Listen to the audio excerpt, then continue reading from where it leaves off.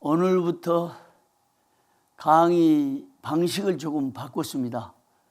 제가 작년 10월경부터 평생교육사 자격을 취득하려고 법학 박사 논문 쓰는 중에 틈을 내서 강의 10과목을 들었습니다.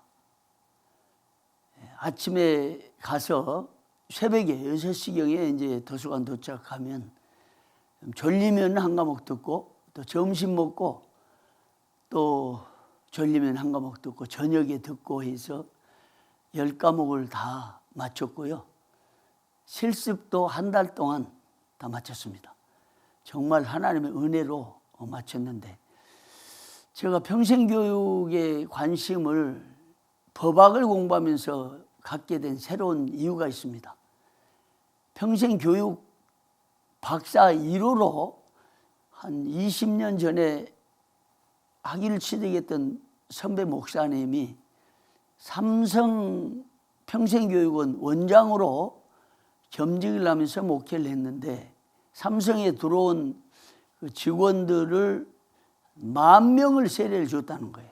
그리고 100개 교회를 해외에 개척을 했다고 합니다. 그리고 충격을 받았습니다.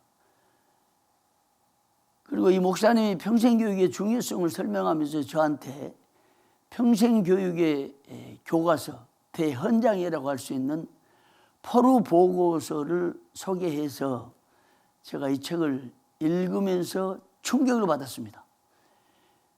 평생교육은 학교 제도권을 벗어나서 우리 국민들이 평생학습을 통해서 자아실현을 하고 또 행복한 삶을 제공하기 위한 이 교육 시스템인데, 해외에서 시작돼 가지고 한국에 20여 년 전에 들어와 가지고 이제 정착이 이제 됐습니다. 그런데 그 보고서에 나온 말이, 평생교육은 작은 제도의 개선이 아니라 크고 놀라운 교육의 혁신이다라는 말을 들었습니다. 이 말을 듣고 기독교의 교육을 생각하게 됐습니다. 우리는 눈만 뜨면 교육, 입만 벌리면 교육을 하고 있습니다. 어떻게 보면 평생 교육이 기독교가 무한대한 시장이라는 것을 알게 됐습니다. 그럼에도 불구하고 우리 기독교계의 평생교육이라는 이 시스템이 거의 정착되지 못하고 있습니다. 심지어 신학대학에서 평생교육원을 설립해서 운영하고 있는데, 거의 수익 창출을 목적으로 하고 평생교육을 전국 교회에 확산시키거나 평생교육 지도자를 배출하는 일에는 너무나 등한시하는 것을 알게 됐습니다. 그리고 우리 대한민국의 복지 예산이 약 1년에 127조입니다. 그런데 교육 예산이 12조입니다. 그런데 평생교육 예산이 1조입니다. 어떻게 보면 우리 어르신들을 잘 모시는 것은 우리 국민의 의무고 국가의 책무입니다. 그럼에도 불구하고 미래 시대를 짊어지고 갈 교육에 투자하는 정부 예산이 100분의 1, 물론 10분의 1 중에 평생교육, 평생 동안 나이가 아무리 들어도 교육을 행하고, 글씨를 모르는 사람들에게 글씨를 가르치고, 핸드폰을 모르는 사람은 핸드폰을 가르치고, 종교 교육을 행하고, 다양한 수십 가지, 수백 가지, 거의 수천 가지의 교육 프로그램이 있는데, 국민들에게 자격을 갖추도록 해서 뭔가 자아실현을 통해서 남은 여생 행복한 삶을 살아갈 수 있는 이 평생교육의 장을 여는 데는 너무나 기독교가 등한시했다는 이 반성 내지는 깊은 성찰하게 됐습니다. 너무나 안타까운 일이었습니다. 초기 기독교가 교육이 들어왔을 때 대한민국 교육을 선도했잖아요. 그런데 지금은 우리가 대한민국 교육을 따라갈 수가 없을 정도입니다. 평생 눈만 뜨면 교육하죠. 예배드리죠. 성경 공부하죠. 그런데 사람을 못 바꾸는 거예요. 교육을 제대로 하지 못했다는 이 안타까운 현실을 보게 됐습니다. 오늘날 기독교가 우리 사회에 끼친 영향력은 너무나 미미한 것을 알게 됐습니다. 그래서 법을 통해서 총회를 바로 세우고 한국 기독교의 바른 하나님의 정의를 실현하는 법 실현을 위해서 40년 만에 이 전공을 바꿔가지고 법학을 4년 동안 시작해서 지금 박사학위 마무리 중인데, 평생교육을 작년에 접하고 나서 법은 제도 개혁이고 교육은 사람을 바꾸는 일이다라는 작은 생각을 하게 돼가지고 이 교육을 해봐야겠다, 이렇게 평생교육을 시작해서 마침내 이번 달 29일 날 평생교육사 2급 자격을 따게 됐습니다. 이제 발송해 준다는 거예요. 여러분, 인생은 도전입니다. 도전을 해야 돼요. 내가 어떤 일을 통해서 하나님의 나라를 위해서 일할 것인가, 어떻게 하나님 나라를 세워가는데 기여할 것인가, 이것을 고민하면서 자기가 관심 있는 분야에 부지런히 도전해야 됩니다. 나는 너무 성령 충만해야 되는데 이 교만 충만, 은혜 충만해야 되는데 자만 충만해서 내가 잘하는 것 같고 뭔가 해보겠다라는 생각으로 젊은 시절에 자격, 소위 말하는 학위죠, 학위. 학위 그렇게 중요시 않았습니다. 실력이 있으면 됐지.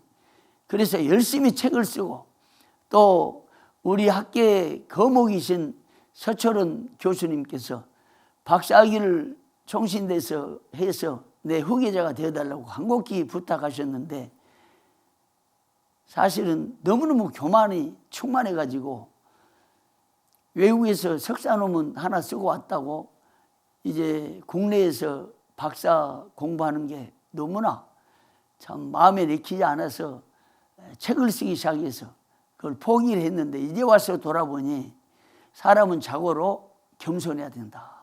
어떤 경우든지 자격을 따야 되는데, 학위를 갖춰야 되는데 그러지 못한 것을 너무 안타깝게 생각하면서 40년 만에 이제 전공을 바꿔가지고 법학을 하면서 또 하나 도전을 받게 돼가지고 평생교육을 접하게 된 것입니다. 그래서 평생교육사 2급을 따면 언론사 부설 평생교육원을 설립할 수 있습니다. 평생교육원을 설립해서 처치로 교육원이라는 이 평생교육원 기관을 설립하고 온라인 강의, 오프라인 강의를 시작할 건데, 이제 시범적으로 오프라인 강의는 제가 전국에 말하자면 출장 강의를 할 것이고 아마 광주도 갈 것 같습니다.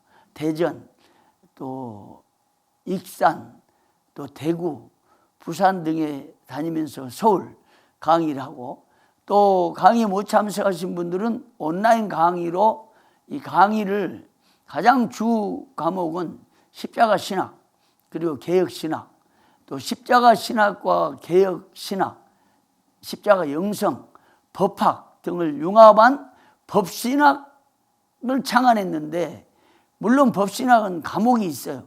그런데 전국의 법학 대학원 법학과 중에 법신학이 있는 것은 고려대학교뿐인데 이 법신학을 가르칠 사람이 없어요. 그래서 법을 공부한 장로님 한 분이 이제 법신학을 가르치기는 했지만 이제는 은퇴했고, 저는 또 나이가 차서 법학 박사 학위를 받는다 해도 법신학을 가르칠 수 없어서 제가 독자적으로 강의를 하게 됐습니다. 그래서 12월 달에 준비해서 내년부터 강의를 할 텐데, 여러분과 함께 강의하면서 이 강의 방법을 바꿔서 이런 식으로 강의를 지속적으로 해 나가야겠다. 특히 내가 가장 기대하고 지금 거대하는 것은 법신학뿐만 아니라 십자가 신학과 십자가 영성입니다. 성경 창세기부터 요한계시록까지 군데군데 십자가가 우뚝 서 있는 것을 알게 됐습니다. 발견했습니다. 그래서 이 십자가 영성을 바로 정립하고 세우고 확산하는 이 일을 계속해서 해나가려고 하는데 이런 강의를 온라인으로 오프라인으로 하기 위해서 처음으로 PPT를 제가 만들어서 강의를 방법을 바꾸어갖고 하게 됐습니다. 서로는 그렇고 여러분 다시 부탁하는데 인생은 도전입니다.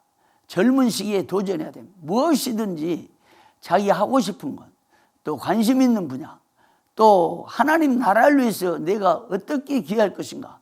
하나님은 누구든지 가장 잘할 수 있는 은사와 그 재능들, 탤런트를 주신 거예요. 그걸 빨리 깨우쳐가지고 그걸 준비하고 그 분야의 전문가가 돼가지고 목회를 펼쳐가지 않으면 우리 시대 목회를 이어갈 수가 없습니다. 제가 이 40년 만에 전공을 바꿔가지고 새로운 도전하면서 법학에 도전했지만 그중에 또 평생교육에 도전해가지고 이번에 정말 하나님의 은혜로 엄청난 결정을 하나 하게 됐어요. 뭐냐면 여러분 나눠드렸죠. 평생교육을 통한 총회 미래교육원을 통한 디지털 교육 혁신 제안이라는 논문을 썼어요. 그 법학 박사학위 논문 쓰는 중에 이 논문을 써서 총회에 배포해가지고 제 109회 총회 때 총회가 허락했습니다. 그래서 지금 준비해서 내년 3월부터 전국 우리 목회자, 전도사, 강도사, 장로님, 권사님, 여성사역자, 청소년, 다음 세대 할 것 없이 교육을 총회가 총괄하는 이 교육을 하게 됐는데 이런 교육을 총회적으로 하지만 나는 개인적으로 처치로 교육원이라는 개인적인 평생교육원을 통해서 강의를 하려고 하기 때문에 이번 주부터 시범적으로 이렇게 강의를 하게 됐습니다.